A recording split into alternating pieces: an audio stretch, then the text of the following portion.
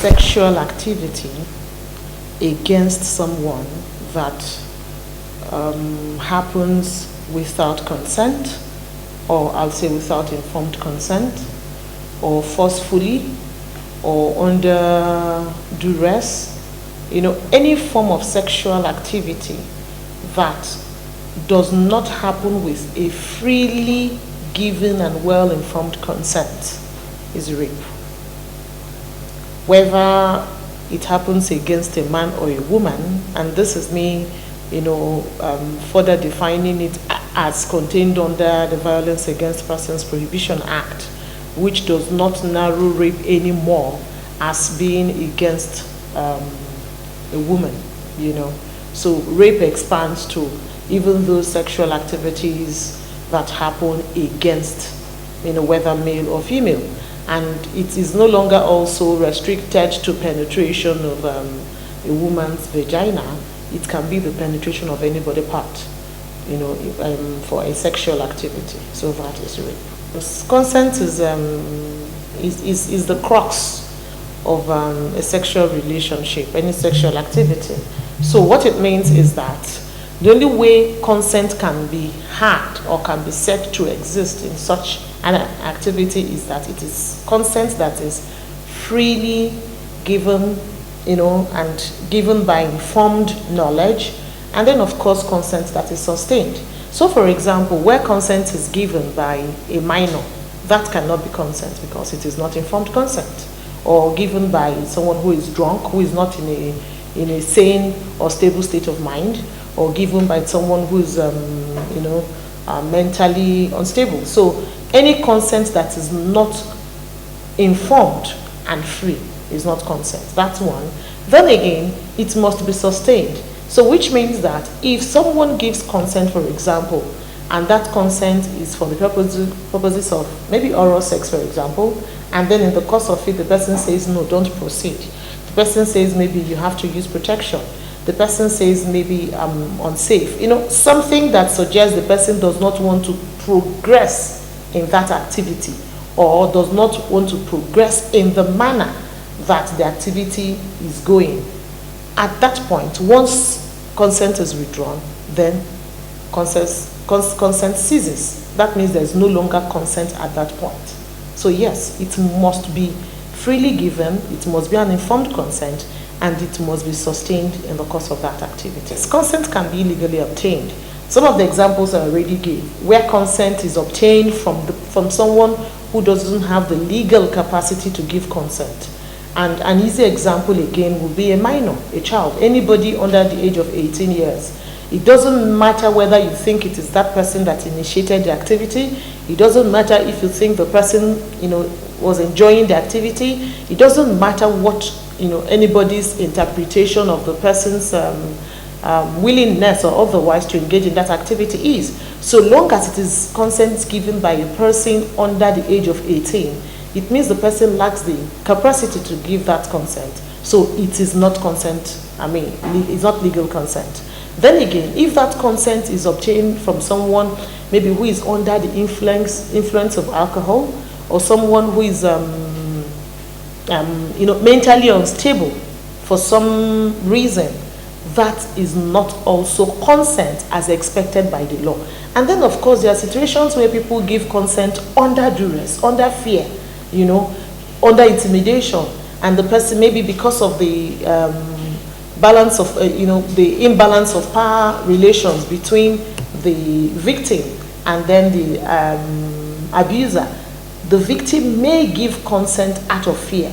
It may also be consent that was given out of not quite having a full understanding of the activity, the nature of the activity about to be engaged in.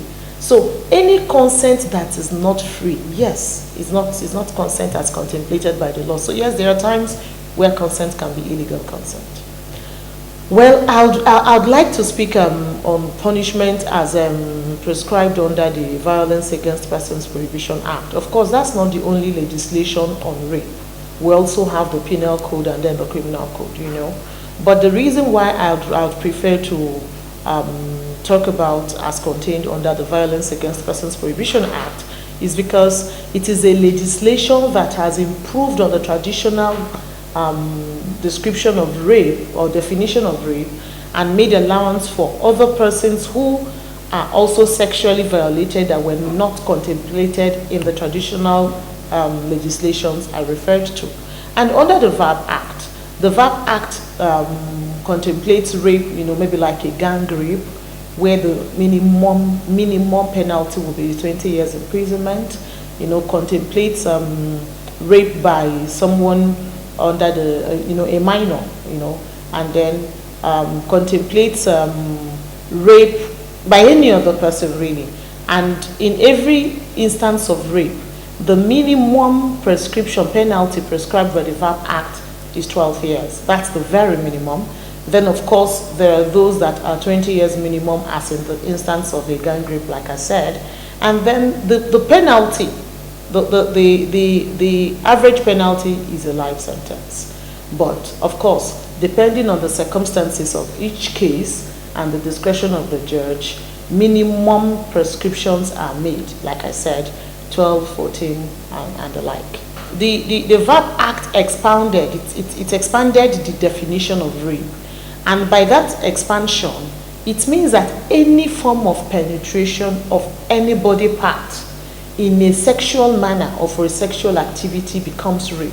So what it means is that, as against the traditional interpretation of a man penetrating a woman with his, sexual organ, now rape can happen even with objects. So that means that even cases like a woman using an object against another woman can be rape.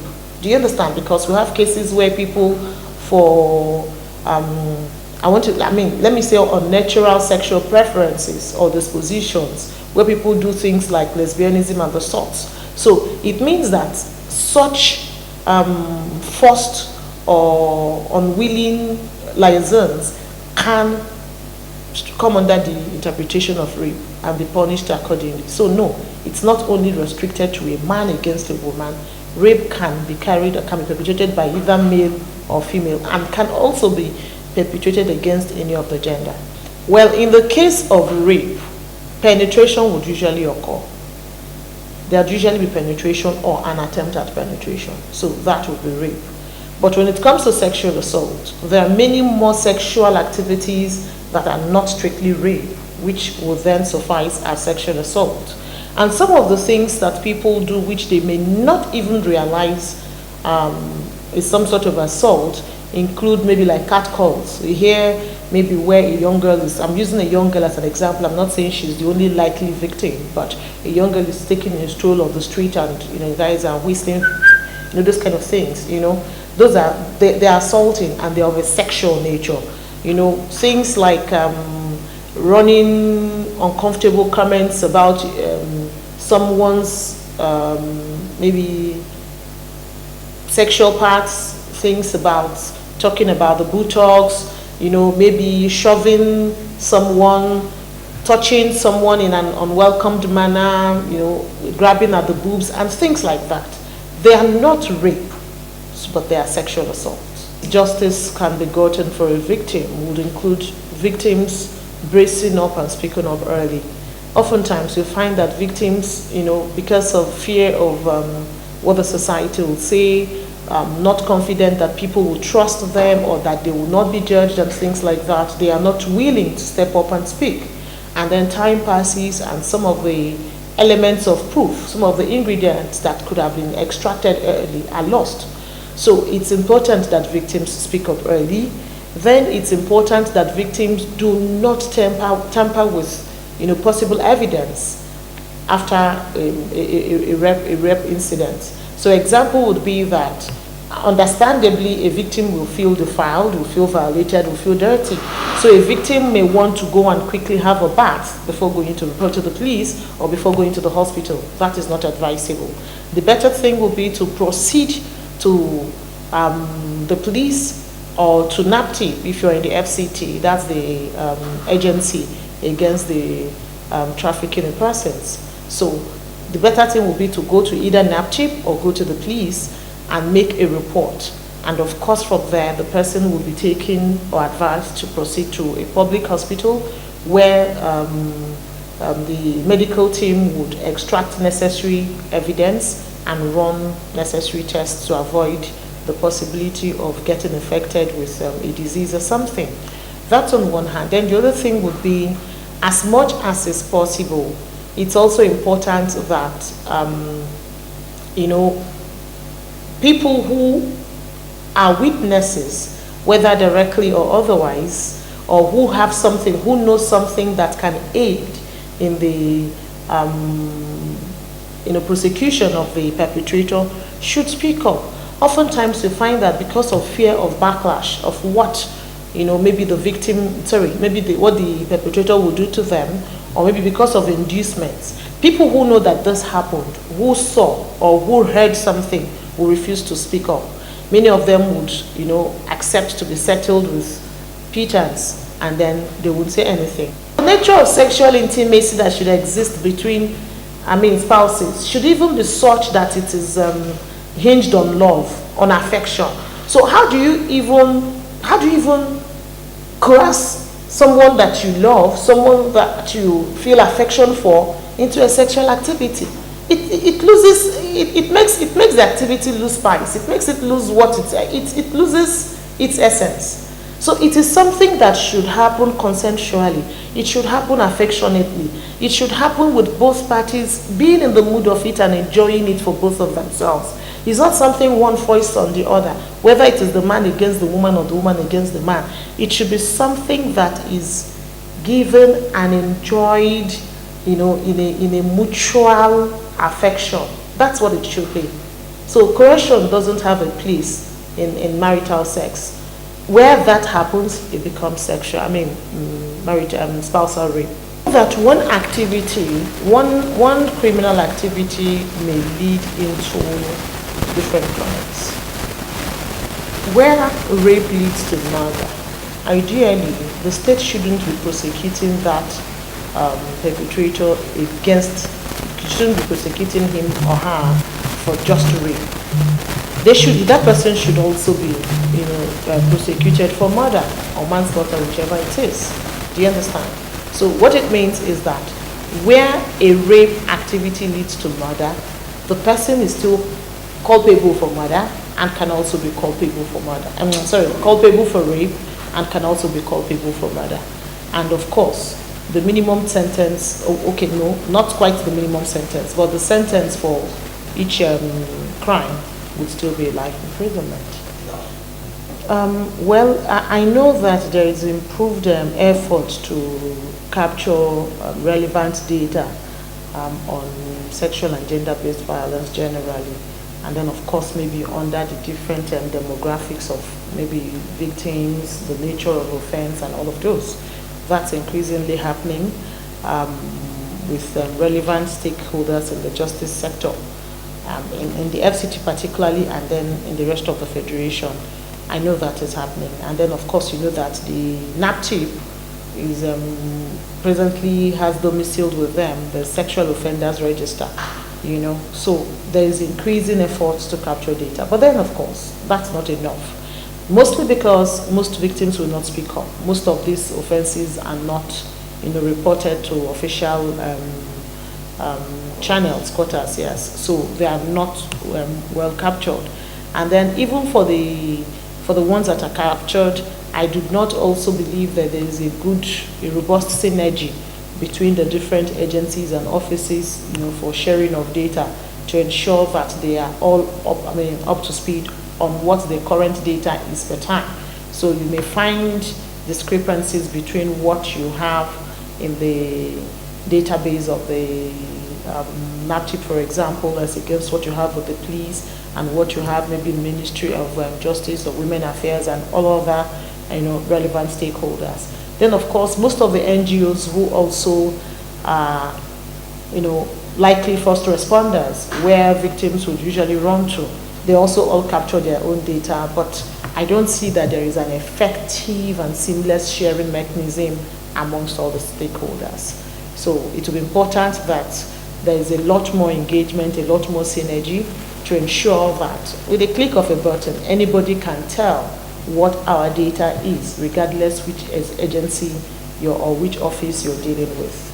The solutions I would prefer would be that, first of all, our law enforcement agencies need to be better trained to respond and handle allegations of SGBV. And I say this because earlier I had alluded to how they, interview victims. The manner of interviewing victims is insensitive, unprofessional, and poor. So it's important that our law enforcement agencies get better training to enable them, handle this better. Then, of course, it's also important that the justice system runs a bit more faster than we have it.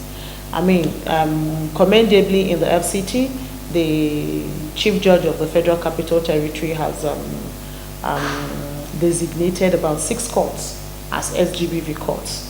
So what that means is that those courts will prioritize matters, around sexual and gender-based violence, including rape. So that's commendable, and we're hoping that will make for expedited hearings on matters around rape and SGBV generally. So that is necessary and should be replicated in all states of the Federation, because rape and SGBV generally happen everywhere. So it's important that these things are prioritized, and hearings on such matters are prioritized and expedited, because really, if that doesn't happen, victims are likely to get weary. They are likely to lose faith in the system. They are likely to, just discontinue giving evidence, or it may also discourage other victims from seeking justice, because what they see happen to one may influence how another will respond, God forbid, if that person falls victim tomorrow. So we need to have a faster justice delivery around the subject. Then it's also important that the public, citizens generally, the society is better enlightened on those issues.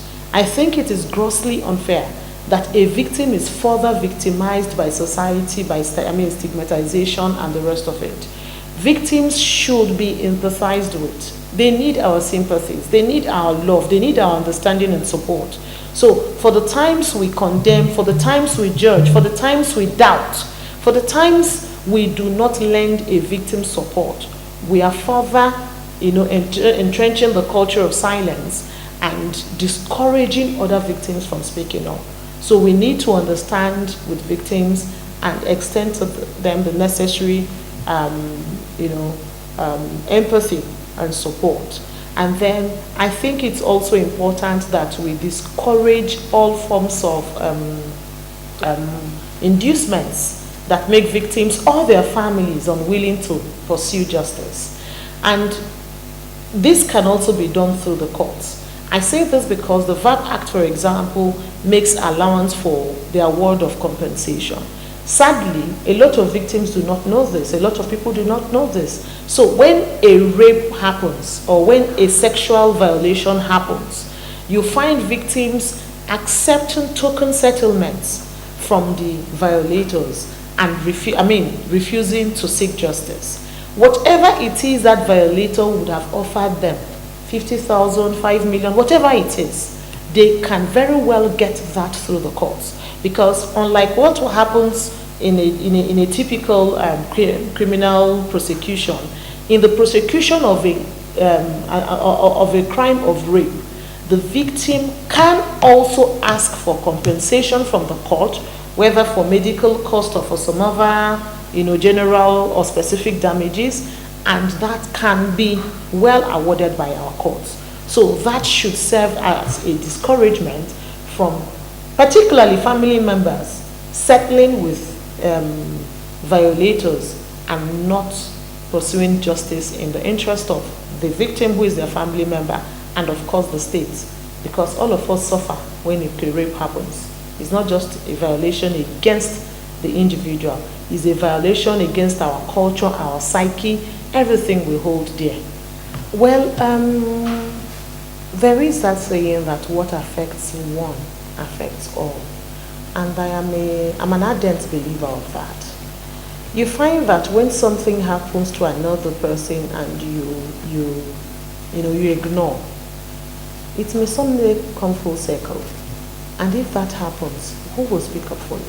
So my fear or my worry is that if we do not save as many of us as need help, we may be foisted with a society where the rest of us become unsafe.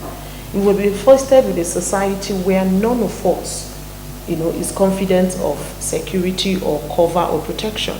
So we must necessarily each do our bit to ensure that we contribute to, ensuring that we have a safer society where we are safe, our children are safe, and all of us are safe. So I do not perceive anything that happens to a person as them. It is us. If it affects someone, it affects us. It means it can happen to us.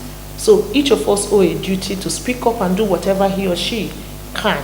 And for me, since I'm privileged to, have the advantage of knowledge of the law and, qualification to so practice, I think that's the least I can do to contribute with that tool, because yes, it is a tool.